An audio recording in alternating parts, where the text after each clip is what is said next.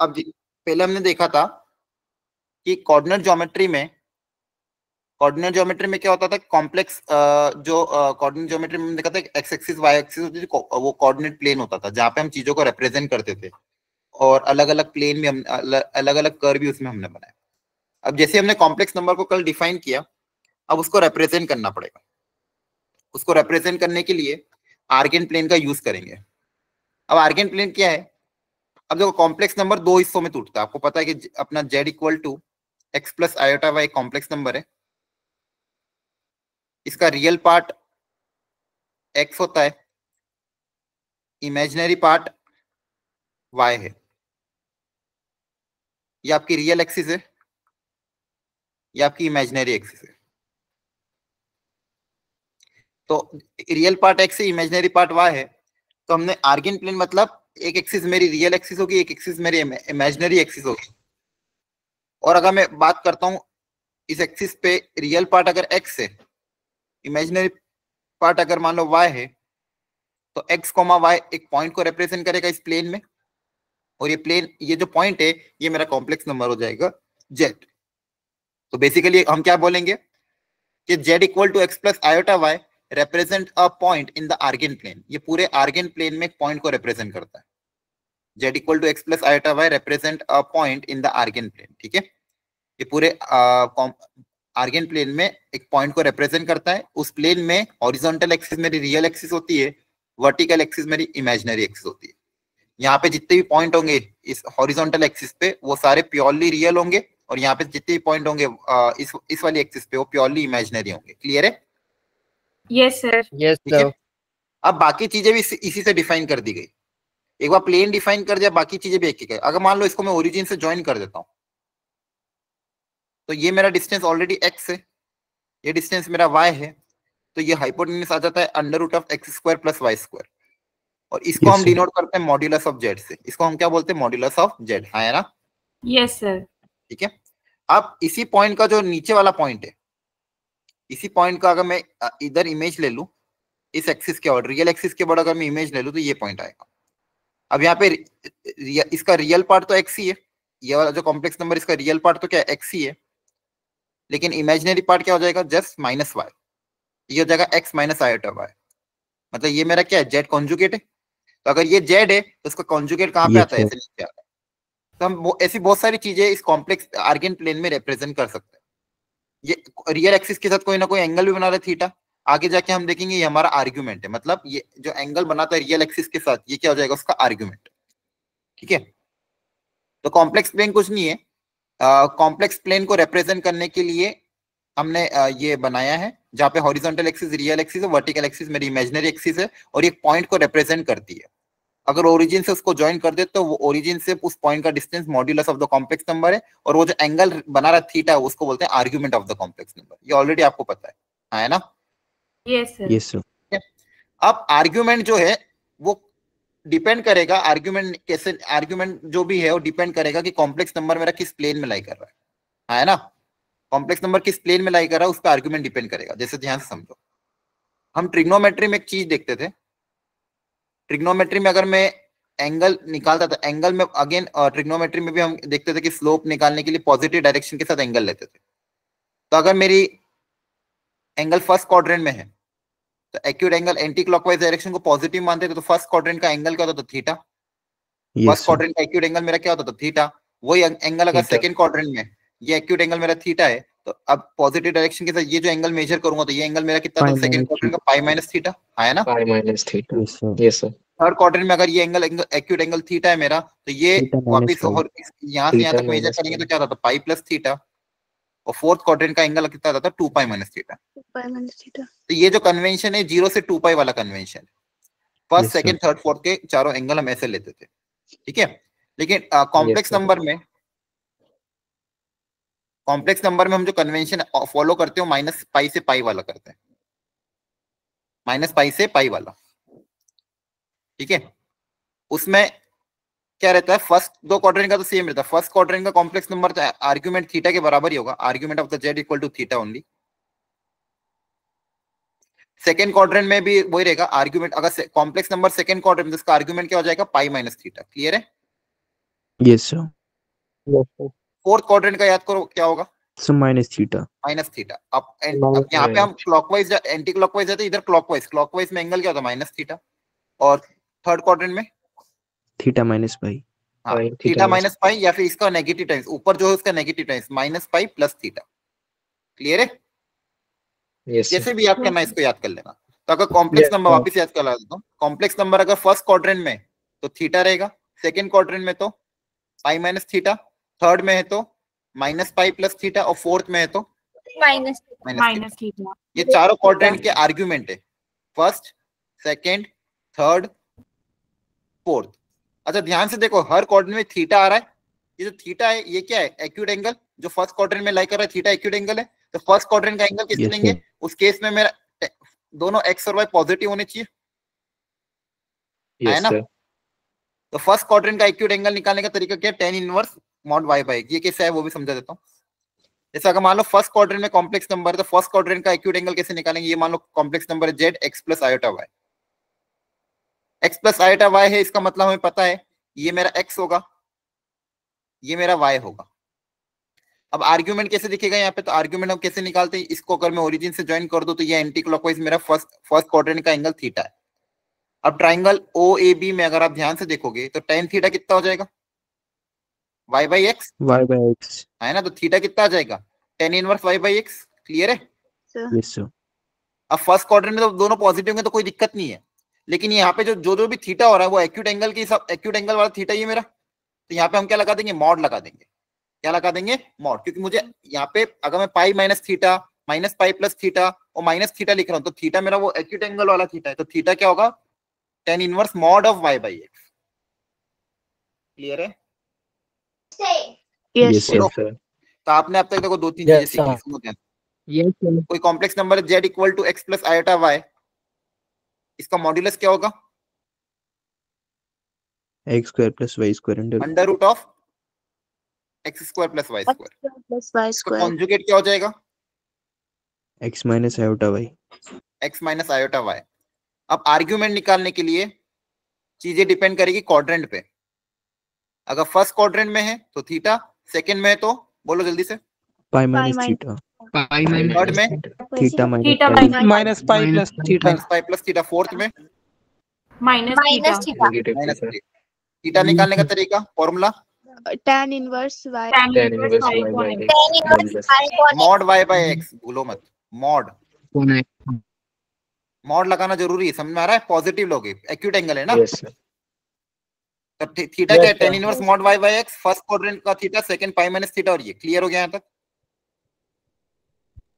Yes, sir. Yes sir. Yes sir. चलो फटाफट quickly in चारों के मॉड्यूलस आर्ग्यूमेंट पता करो जल्दी से, फास्ट। Yes.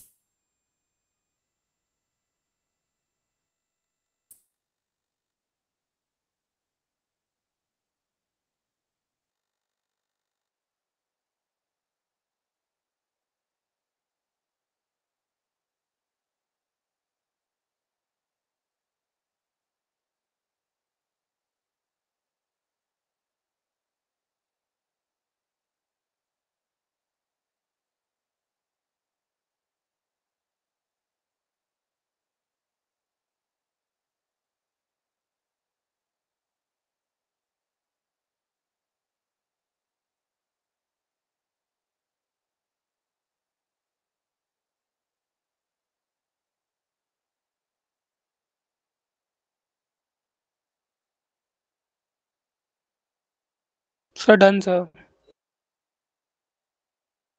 हो गया सर.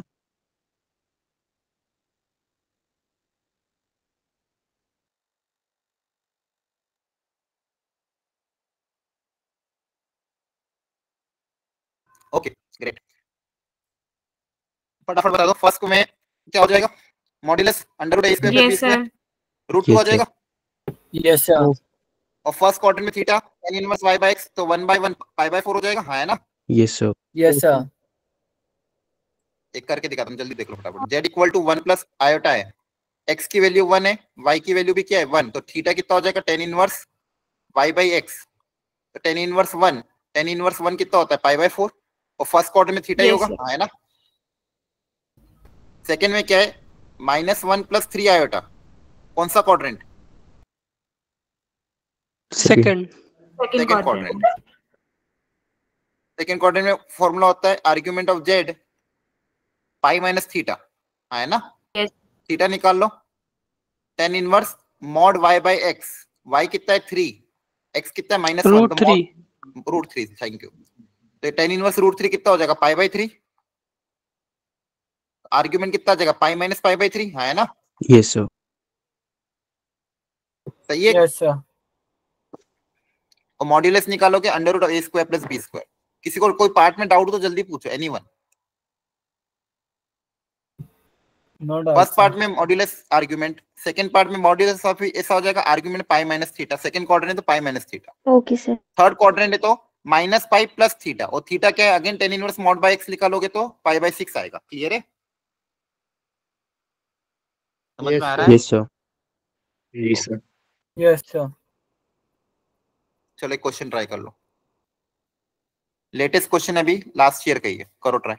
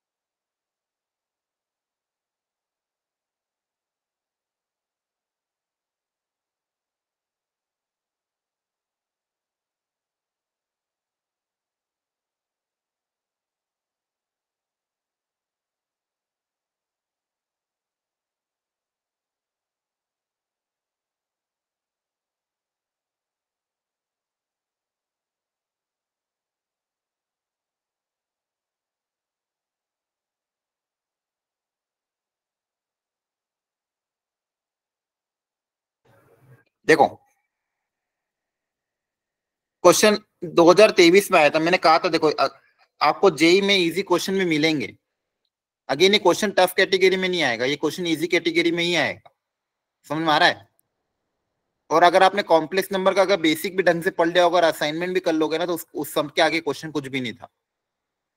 इसलिए देखो आप एक्चुअली प्रॉब्लम क्या होता है ना, जेई सबको लगता है बहुत ज्यादा टफ है, इतने कम का सिलेक्शन भी होता है और चीजें दूर से लगती है कि बहुत टफ ही होता है, शायद आप हम ना कर पाए।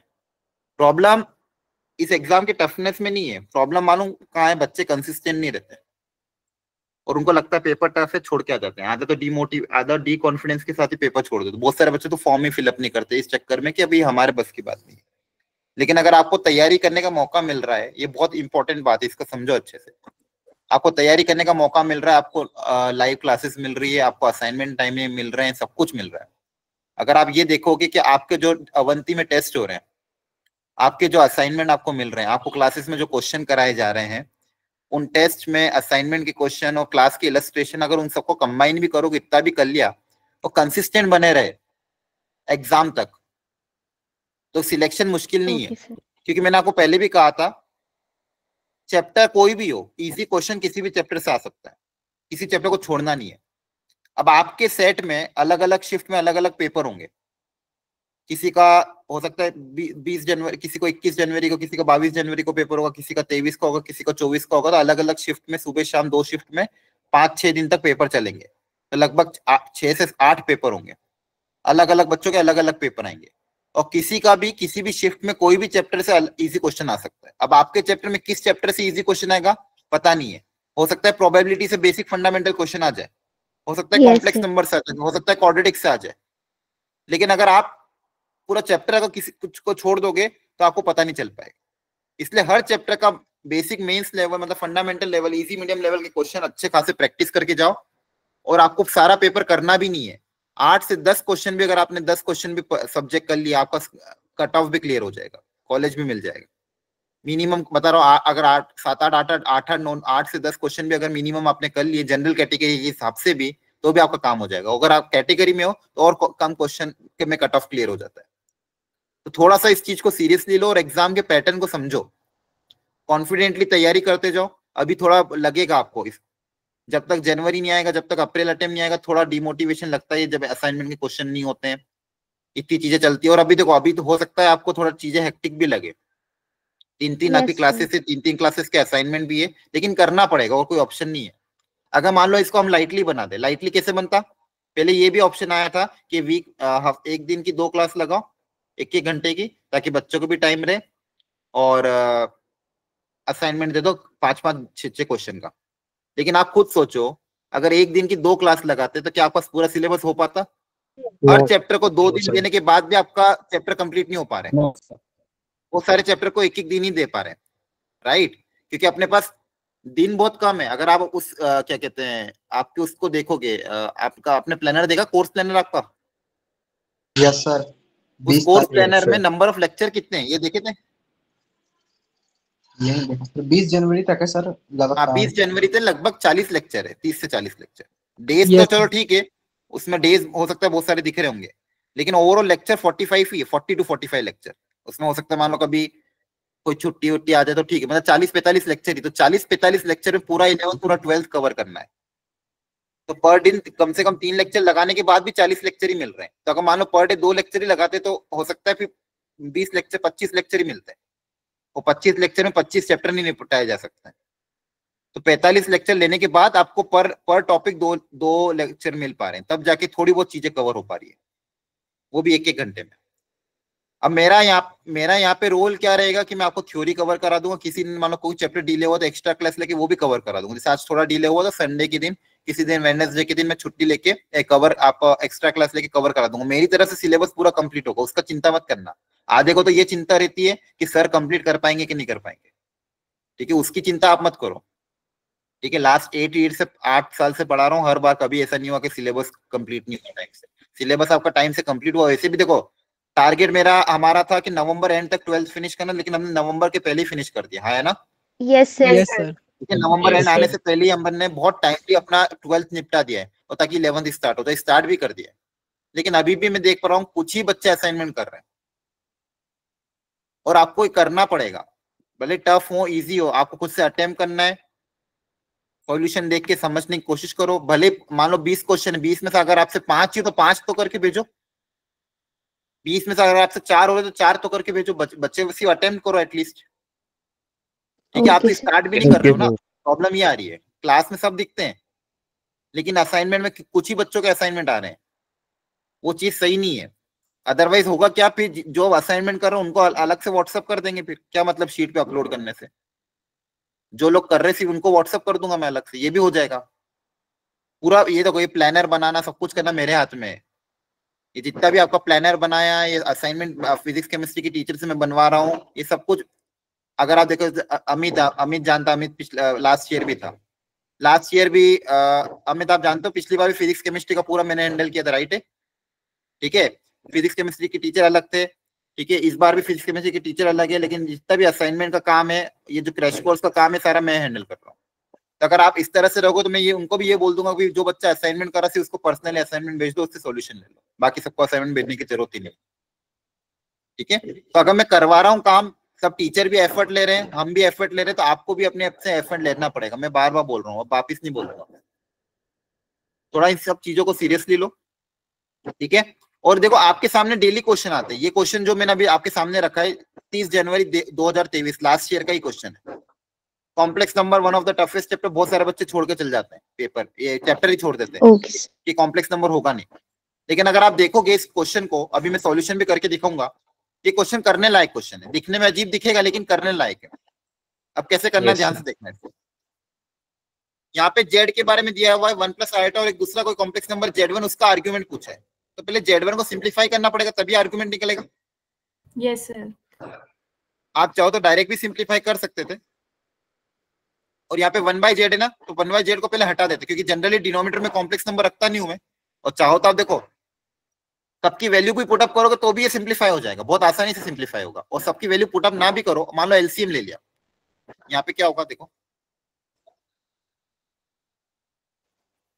एलसीएम अगर लोगे तो क्या होगा, z into 1 plus iota z bar upon z z conjugate 1 minus z plus 1। Clear है? ये एलसीएम ले लिया, एलसीएम z लिया और वो एलसीएम वाला z ऊपर भेज दिया। आई बात समझ में? डिनोमिनेटर में मैंने एलसीएम लिया, एलसीएम में डिनोमिनेटर में जो नीचे वाला z था वो ऊपर चला जाएगा। Yes sir. यहाँ से मेरे पास क्या क्या चीजें बनी देखो, ये z अंदर मल्टीप्लाई होगा तो z plus iota z into Z conjugate upon z into Z conjugate into 1 minus z plus का 1। अब हमें ये भी पता z इंटू जेड कॉन्जुगेट क्या होता है, बताओ? मॉड z का मॉड स्क्वायर। z का स्क्वायर। क्या होता है? मॉड z का स्क्वायर। अब z तो पता ही है मुझे, और z की वैल्यू कितनी है 1 प्लस आयोटा, 1 प्लस आयोटा। उसका मॉड्यूलस z कितना होगा, under root of a square plus b square √2। √2 है ना। मॉड z की वैल्यू कितनी आ जाएगी, 2 आ जाएगी। यहाँ पे भी इसकी वैल्यू 2 आ जाएगी। 1 minus iota 1 plus iota plus 1। Clear है? नीचे वाला ये, यस सर। इसको सिंप्लीफाई करोगे तो आपके पास क्या बच रहा है, न्यूमरेटर में देखो 1 1 प्लस 3 आयोटा 1 प्लस 3 आयोटा, और डिनोमिनेटर में ये 1 से ये 1 से ये 1 कैंसिल हो जाएगा, माइनस का 2 आयोटा, तो 1 माइनस 2 आयोटा। ये आ रहा है? Yes sir. देखो z1 मतलब दिया अजीब था, लेकिन अगर सब z की वैल्यू जहां जहां पे भी z था उसकी सबकी वैल्यू पुटअप करी तो बहुत आसानी से ही हो गया। और आपको पता है दो कॉम्प्लेक्स नंबर को डिवाइड हम कैसे करते हैं, रेशनलाइज करके। Yes sir. Yes sir. तो इसको रेशनलाइज कर दोगे, रेशनलाइज करने के बाद ये सिंप्लीफाई हो जाएगा आसानी से, हाँ है ना। Yes sir. आपके पास z1 आ जाएगा, तो z1 कितना आ रहा है, किसी ने किया है? और इसको रेशनलाइज सिंप्लीफाई करके पता z1 कितना आ रहा है।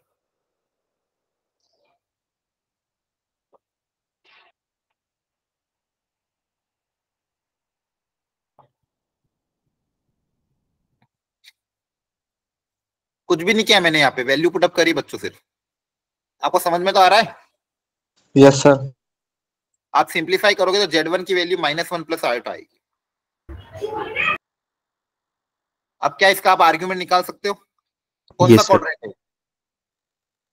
Second quadrant. Second quadrant. Second quadrant में आर्ग्यूमेंट का फॉर्मूला क्या होता है? Pi minus theta. Pi pi minus theta. तो पाई माइनस थीटा, थीटा का निकालने का formula tan inverse y by x। Yes. हो गया solve. Pi minus y by x करोगे तो कितना आएगा 1, तो पाई माइनस पाई बाई 4 कितना आ जाएगा 3 पाई बाई 4। यस क्वेश्चन बोला था कि 12 pi pi multiply by 3 pi by 4, तो करोगे तो कितना आएगा 9 आ जाएगा। 9। Yes sir. तो देखो आपके सामने रियलिटी है, हमें पूरा पेपर करना नहीं है, बार बार बता रहा हूँ। हर पेपर के अगर फॉर्मूला लिस्ट बनी होगी, डेली बेसिस पे रिवाइज करोगे, चीजें आपकी हो जाएगी। बहुत सारे बच्चों के साथ मेरा मेंटरशिप कॉल भी हुआ था, और मेंटरशिप कॉल में मैंने सबको यही समझाया। और ये जो चीज समझा रहा हूँ ना, या बाद में जाके रिग्रेट करोगे, याद करोगे कि अरे सर ने हमको पहले 2 महीने पहले बता दिया था, उस समय कर लेते तो शायद काम हो जाता। जो भी चैप्टर होते जा रहे हैं कोशिश करो उसकी फॉर्मूला लिस्ट बनाओ, डेली बेसिस पे वेडनेसडे हर संडे रिवाइज करते रहो। इतना भी कर लिया, जितने क्वेश्चन क्लास में करा रहे उनको भी रिपीट कर लिया, और असाइनमेंट ईमानदारी से अटेम्प्ट कर लिए। क्वेश्चन को सॉल्यूशन समझ के करो, नहीं अगर बन रहा है तो। आपको मान लो 20 क्वेश्चन दिए, आपसे मान लो 3 ही बन रहे, तो 3 तो बनाओ, वो बचे हुए 17 क्वेश्चन सॉल्यूशन को देख के करो, हाँ है ना। Yes sir. लेकिन एफर्ट आपको लगाना पड़ेंगे। Okay sir. क्लियर है? ओके। अब यस देखो सर। आज टाइम हो चुका है, आज अपन ज्यादा कवर नहीं कर पाए। मोस्ट प्रोबेबली मैं अगर कल एक्स्ट्रा क्लास लूंगा तो संडे को एक्स्ट्रा क्लास लेकर इसको कवर करूंगा, तो कल मैं आपको Okay, ग्रुप sir. में मैसेज कर दूंगा, ठीक है। Okay, sir. कल Okay, इवनिंग में ही मैं extra Oh, classes but sir मतलब सर हाँ हाँ ओके सर 7 के बाद कर लेना क्योंकि कल ऑफलाइन है ना तो आने जाने में भी टाइम लग जाता है। हाँ, शाम को ही करूंगा मैं 7 बजे बाद ही, ताकि आप लोग सब घर पे पहुंच जाओगे टाइमली, फिर हम शाम को इवनिंग में क्लास लेंगे, ठीक है? Okay, sir. Okay sir, Bye, okay sir. Okay, thank you thank everyone, you sir, Okay, sir. Good Bye, night sir. Sir. Thank you, Bye. sir. Bye Thank you, sir. sir. Thank you, sir. Bye. Bye.